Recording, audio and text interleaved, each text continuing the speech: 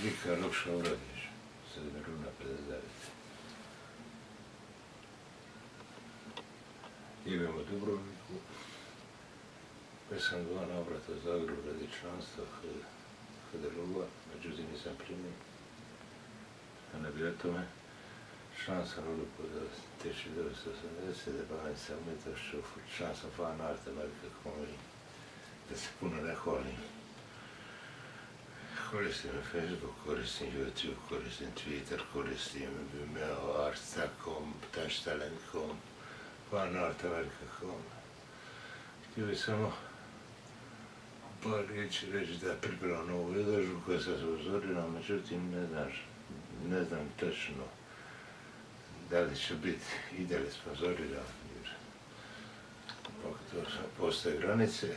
Htio bih samo naglasiti da ću biti presretan ako u ovo doba neimaštine, jada, internetskih previranja i svakakvih previranja, događaja u društvu, nesreća, svega toga skupa, umjetnosti, politike, svega skupa,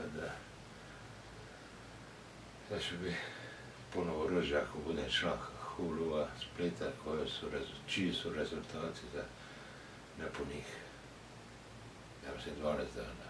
Samo toliko. Hvala.